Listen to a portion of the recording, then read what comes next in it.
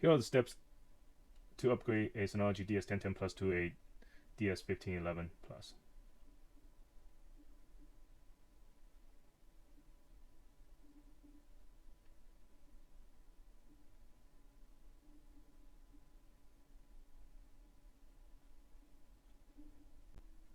This is the idiot's guide to how to upgrade a Synology DS1010 Plus network attached storage to a DS1511 Plus.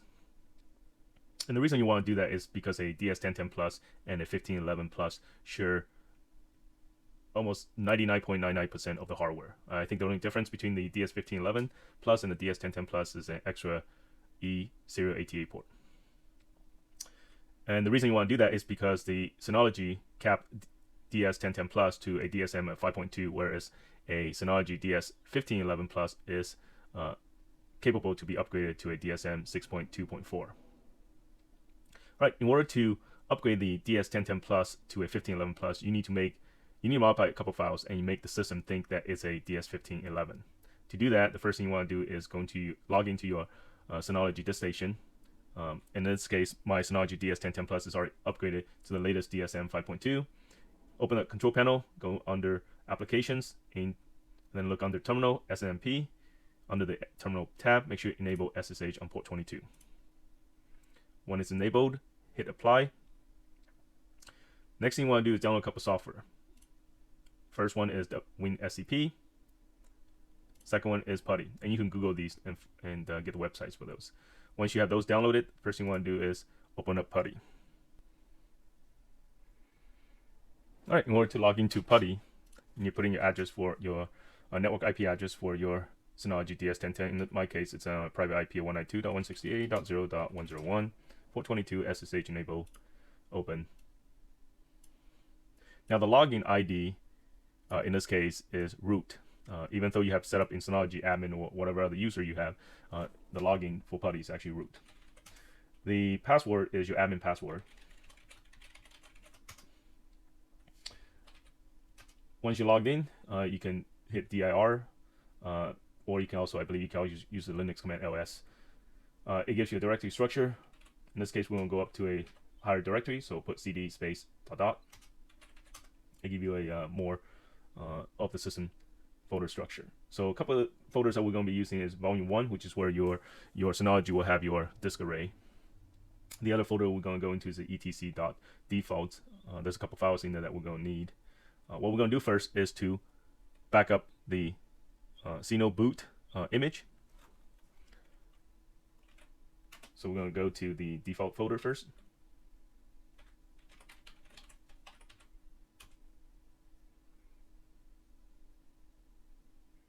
And then we're going to type this command that I have on the screen here to back up the synoboot image. Note, if you do not back up this image and you somehow mess up this modification, you will 100% guarantee to break your DS1010. So make sure you back it up.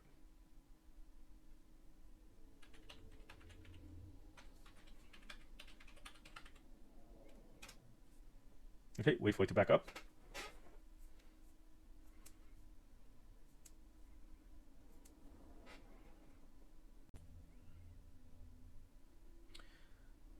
All right, once the synoboot.img has been copied to volume 1, we want to extract it out so we can back it up so we don't mess it up. So what you want to do is open up WinSCP and then connect to your Synology NAS. Now in this case, I already created a site for my Synology using my IP, port 22, username is root, and file protocol would be SCP. Save that. You won't save the password because when you log in, it's going to ask you for the password. Use your admin password. Okay, once you're logged in, you'll see this similar file structure that you saw on the Putty. So you go to volume 1, and you'll see this Synology boot image. Now on my left side here, in my WinSCP, I'm using Commander View. So you're going to have a local file directory on the left side, and then the remote connection file structure on the right side. In this case, on my left side of the screen on WinSCP, I have a couple of archived DSM 6.2 files that I have already downloaded and put in here, so that I will be using them to upgrade manually. First thing I want to do is back up my synoboot.img, and I just drag and drop, copy over.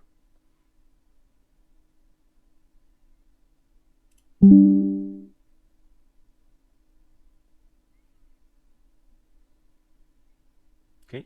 Now another thing that you notice is you can go up the directory here and see the rest of the folder.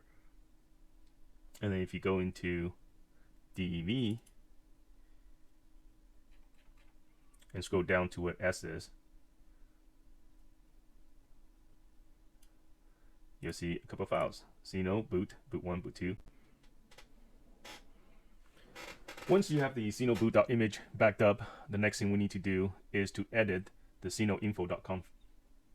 And that file is located under the etc defaults, and it's synoinf.conf. Now, we can also see the same file on the Putty. So you have two choices here. You can either use a VI and edit that particular file, or you can use WinSCP and edit that file. Either way works. Now, since most people don't know how to use VI, I'm just going to use WinSCP here. What you want to do is you want to edit this file. WinSCP has a built-in editor. At the very top, you'll see Synology x86 1010 plus, change that to 1511.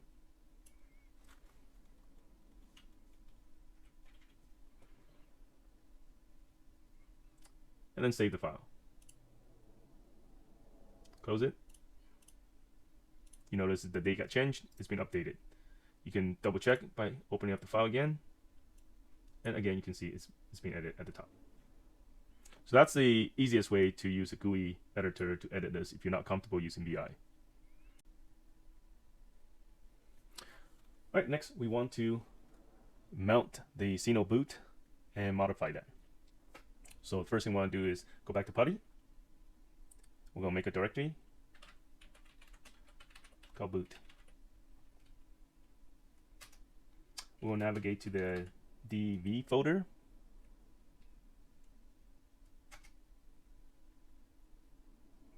And remember, we have the synoboot1 file. We're going to mount that.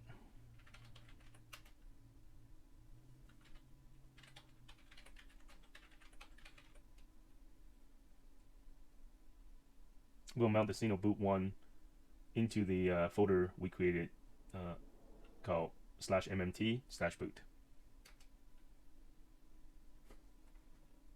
Next, we want to go to the mmt boot folder and then edit the grub.config. In order to edit the grub.config, there are two ways.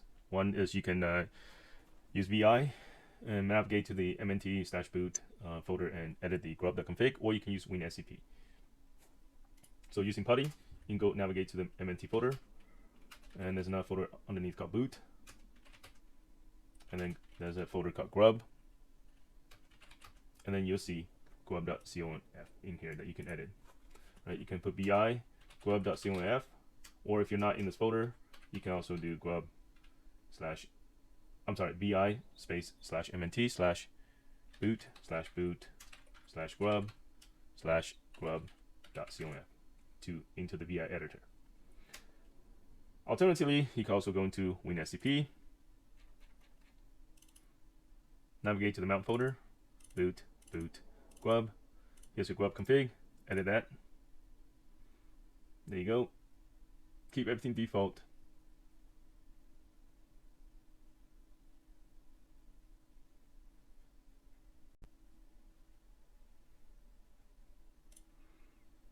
All right, modify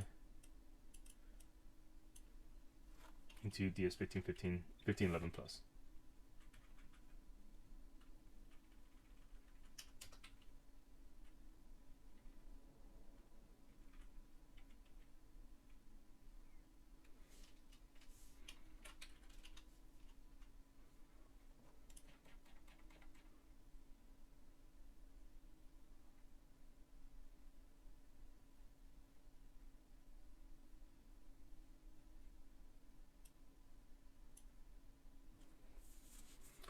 So hardware model, make sure you add DS1511.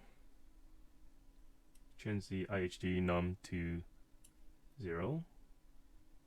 Change the Synology hardware version to DS1511 plus.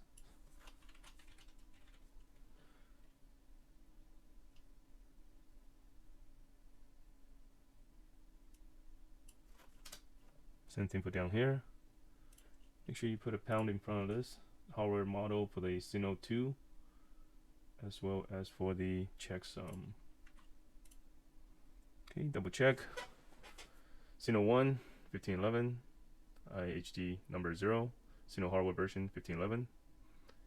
Synology 2, pound in front of the checksum for the grub checksum, pound in front of the hardware model, IHD num equals 0.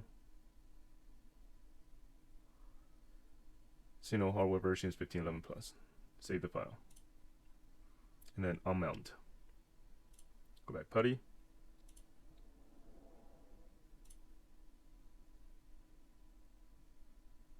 And we're going to unmount.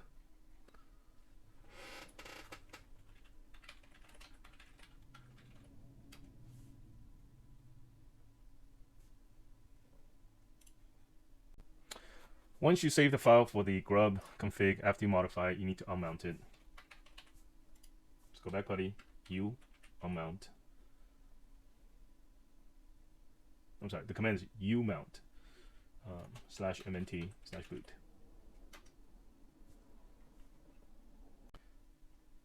And if you get a message like that, that's probably because your WinSCP was probably navigated to mount boot, grub.conf. So you need to navigate out of the folder so that it's no longer in that folder. Go back Putty, and then you can unmount.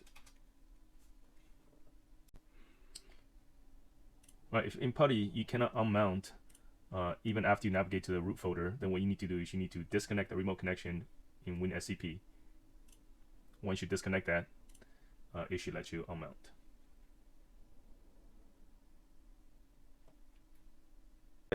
Now that we're complete with all the command line edits, we need to reboot the DS1010 in order for it to pick up the new model number. So before we do that, let's recap what we completed here. First step, we download the WinSCP, Putty, and then we enable SSH on the Synology DiskStation. And prior to this, we also made sure that we are on the latest version of DSM, aka DSM 5.2 on the DS1010 plus. Then we backed up the bootloader using Putty and WinSCP. After that, we used WinSCP and copied the synoboot.img and backed it up onto our local drive. Then we modified the synoinfo.conf and changed the unique modifier from DS1010 to DS1511 plus. Using the WinSCP GUI editor, or you can use the command line VI editor. We save the file. Next, we went to the DV folder and then mounted the synoboot in order to edit the grub.conf file. In the grub.conf file, we changed the Syno hardware version, the IHD number, as well as the hardware model. After we completed that, we saved the file and we unmount it. And now we're going to reboot. All right, going to the Synology. You can hit shutdown or reboot. Either way works. So I'm going to shut down or restart. I'm going to hit shutdown.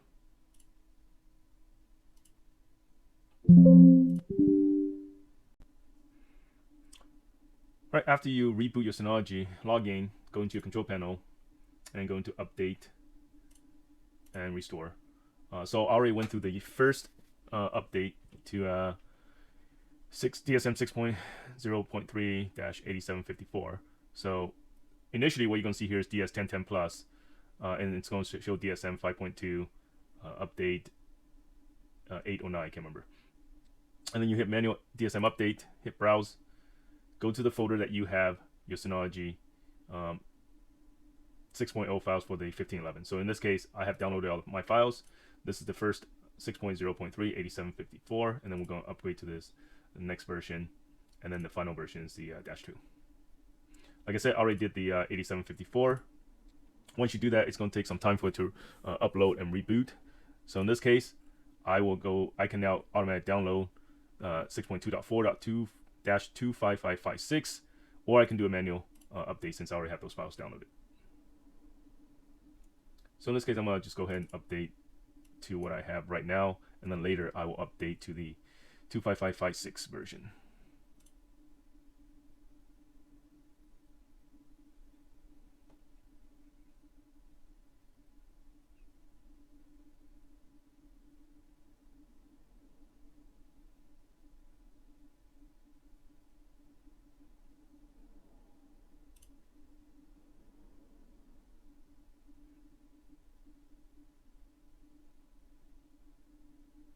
And it's going to take a while. So once it finishes update, it's going to reboot, and then you got to log in again, do the next update. But pretty much from now on, you can just automatically update all the way to the latest version of 6.2.4. And that's it. That completes the upgrade from DS1010 Plus all the way to DS1511 Plus. Here's what the automatic update looks like for DS1010 Plus to a DS1511 upgrade.